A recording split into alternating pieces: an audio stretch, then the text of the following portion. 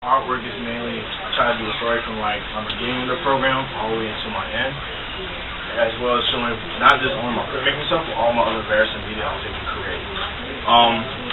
Also, I want to show like a birth of my like a progression of my own self, being starting with graphic design, portrait, and also went from my mask of a takeover of sin. It's like a good person being taken over sin, being the concept of good usually just taken over by evil, and then it's like redemption based. And I showed my pictures of forming energy and wielding energy. And then I showed a picture of splitting of the mind's eye. So just like the breaking point of the mind. It's like a lot of dramatic light on my photos. And then from there I went to rebirth of the soul.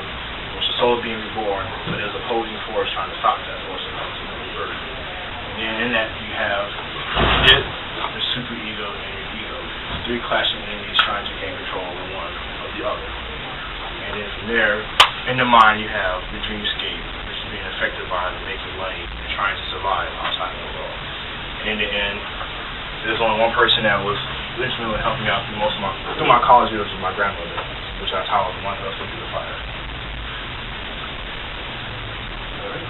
So your two-dimensional work and your digital work really are really keen on sci-fi.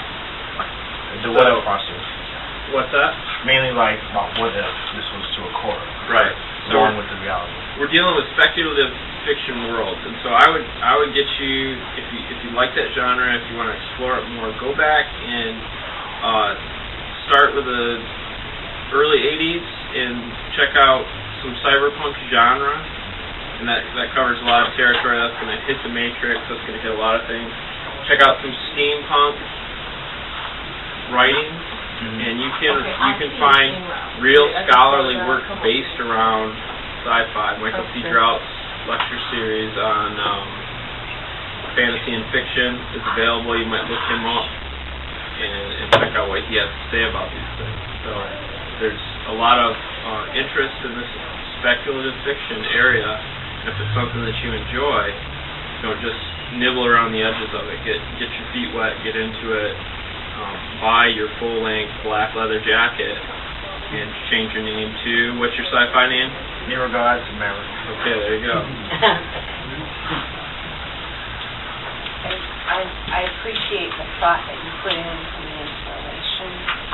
You took it very seriously, and you are a very thoughtful artist, and so I like that you look at this as an installation rather than just different works. I don't know that they all work together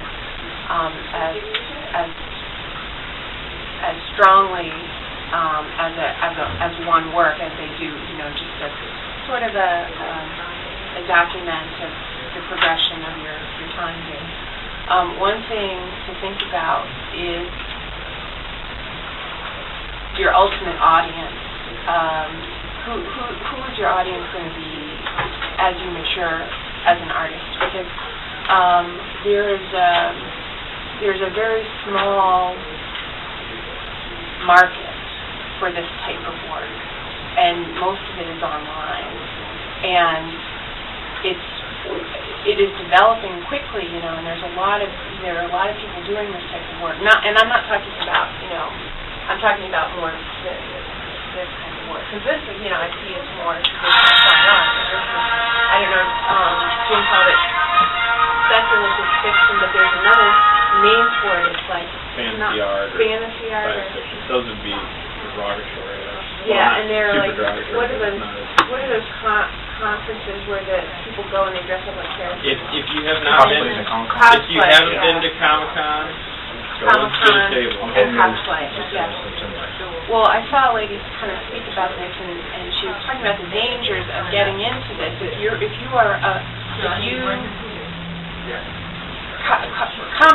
Comics and fantasy art sometimes gives you an easy answer because the subject has been done over and over and over again, and you're limiting yourself if that's as far as if you want to go further than that, don't limit yourself to that genre. And I think that your skill here and your conceptual development show that you can go beyond that. That may be your inspiration, and that may be where you start from. But I think that you could speak, your work could speak to a larger audience. And you might, going beyond that genre, you might look at people like Chris Ware, who's a graphic novelist, who's been in the Whitney Biennial twice. As a place to start. He also works with kind of traditional tropes of superheroes, except all his superheroes are paunchy, middle-aged, lonely guys in capes.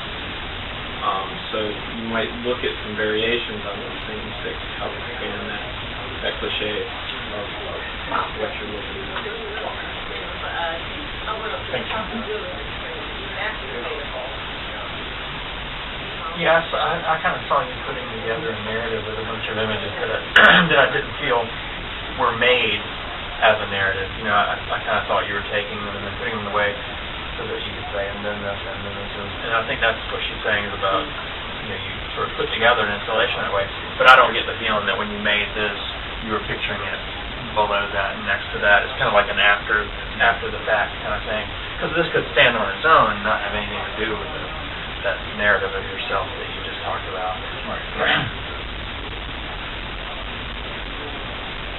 So, you know, we could talk about each image, or we could not talk about each image and just talk about what you talked about. Yes. I don't know that the images were doing that without you saying it.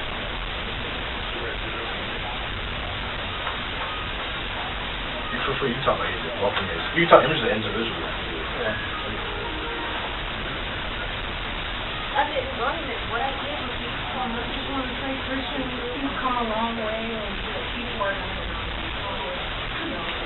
Where do you want to go next? I hope I can go to graduate school, you know, on the possibility. I mean, I want to develop my work more, just keep improving. I made a mistake when I was in high school and I stopped playing the violin. I was like, I'm going to reach my limit with art. Like, I know I can keep going farther and farther and farther. I can see how more finished work is going along with it. Especially looking at the master's work. Do you know what you'll make now that there's not a project, there's not an assignment? What's the next thing you make? I'm going back to graphics. Graphic field, going back to drawing. I'm starting doing more painting. I don't have much access to printmaking. More photography. I like it. I think you started off really I like the content implied, and I don't know that technically they're the best photographs, but I mean that's not actually photography. It's digital. Something you made Photograph and digital. Oh, okay. Well, I really like those two prints. I think they're really nice. And this one is a fun idea. Although, is it supposed to be it? Like, you know how your mind, you have subconscious, of course. You have the ego, the super ego, and the id. Or it is. Yes, it is. You want it? ID. Oh, the id. If it was meant to be it, it's funny. Yeah, it's really funny. It's mainly yes, the id. Yeah. You got in the back, you just like, can I just do something that's spontaneous and wild, and you have the ego like sitting down. Well, once you listen to my plan, the ego was like, no, my plan is better than what I'm expecting. Oh, I mean, let's do something. It's kind of like three conflicting ideas. I kind of go through that whole thing. It's like, I wanted to go spontaneously and just act crazy. Then I wanted to sit down and like, be nonchalant while I want to plan. Then I just want to be like, mad. Let's go, do it seriously, get it done with. There's an old saying about photographs and the way in which we perceive photographs as being truth. And I think that plays into some of the more fantastic aspects of your work. The old saying is, photos don't lie, but photographers do. And we are creating skillful lies when we're creating images. Picasso tells us that paintings are lies that tell the truth. It is like a magic trick.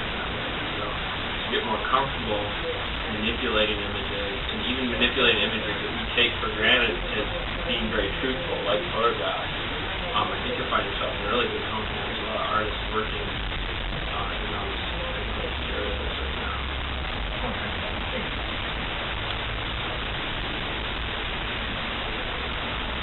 All right, I think we need to close out with Kristian real quick. Everybody for critiques, I'll definitely take every single concept, complimenting critical work into more of a critical thing when I do my work. Yeah, Thank you. Amen. Okay, we now need to turn to Robin's studio work and